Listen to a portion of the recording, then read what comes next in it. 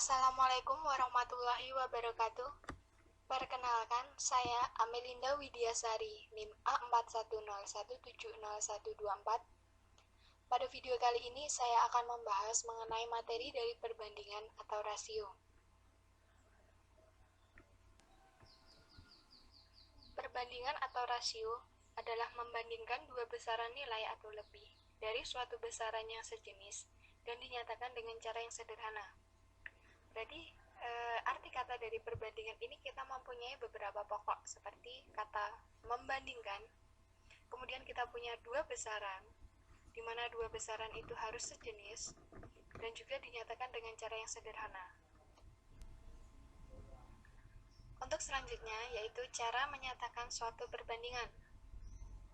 Perbandingan A ke B dengan C yaitu jumlah dari A dan B dinyatakan ke dalam tiga bentuk.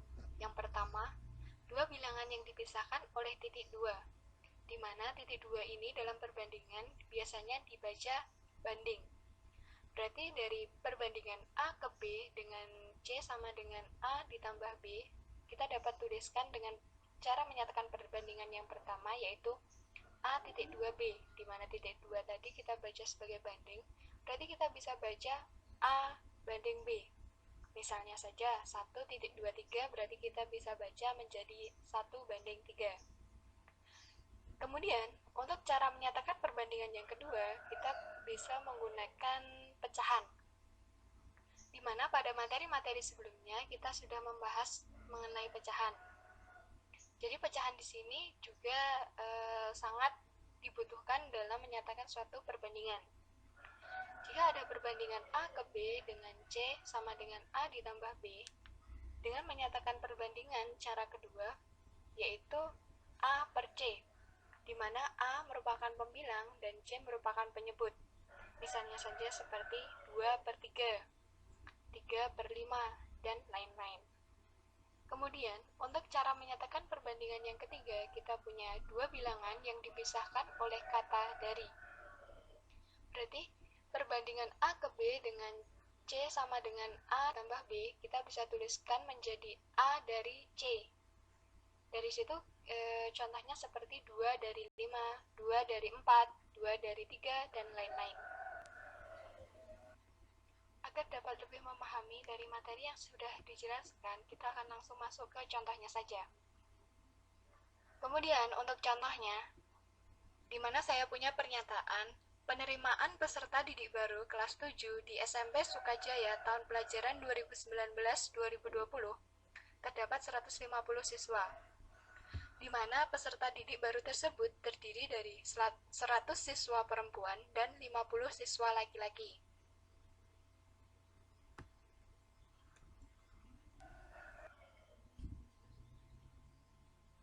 Selanjutnya adalah cara menyatakan perbandingan dari soal atau contoh soal yang di atas tadi. Untuk ini kita akan mencari perbandingan laki-laki terhadap perempuan.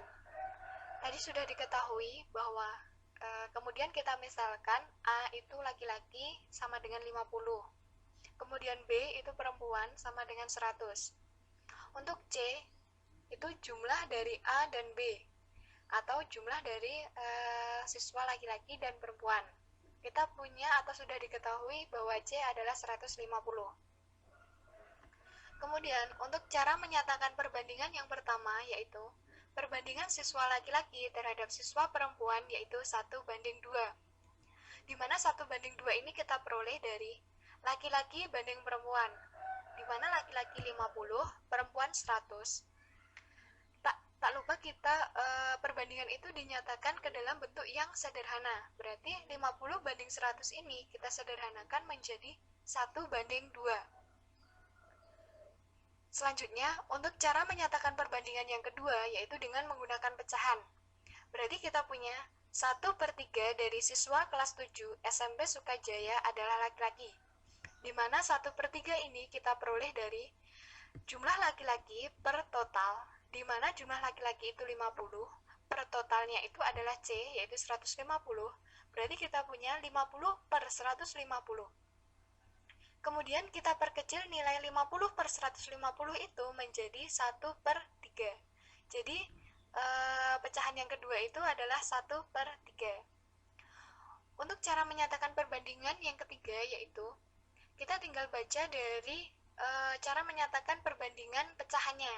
Kalau pecahan tadi 1/3, kalau dipisahkan dengan kata dari, kita tinggal mengganti pernya menjadi kata dari. Berarti 1/3 siswa kelas 7 SMP Sukajaya adalah laki-laki. Untuk slide sebelumnya tadi, kita sudah menyatakan perbandingan laki-laki terhadap perempuan. Untuk slide ini, kita akan membahas cara menyatakan perbandingan perempuan terhadap laki-laki. Dimana sekarang kita misalkan A-nya sebagai perempuan. Dimana kalau A-nya perempuan, kita punya 100 siswa. Kemudian B-nya kita misalkan sebagai laki-laki, berarti 50 siswa. Kalau C ini merupakan jumlah perempuan dan laki-laki. Kalau C berarti kita punya sama, yaitu 150. Kemudian untuk cara pertama dalam menyatakan perbandingannya itu sama. Yang berbeda adalah perbandingan siswa perempuan terhadap laki-laki yaitu 2/1. Dimana di sini perempuannya itu disebutkan terlebih dahulu. Jadi perempuan banding laki-laki. 2/1 ini kita peroleh dari perempuan banding laki-laki, di mana perempuannya 100, kemudian laki-lakinya 50. Kemudian 100 banding 50, di mana dalam perbandingan itu dinyatakan ke dalam bentuk yang sederhana. Berarti 100 banding 50 ini kita perkecil atau sederhanakan menjadi 2/1. Kemudian, untuk cara menyatakan perbandingan yang kedua yaitu dengan pecahan. Dimana kita sudah dapatkan 2/3 dari siswa kelas 7 SMP Sukajaya adalah perempuan.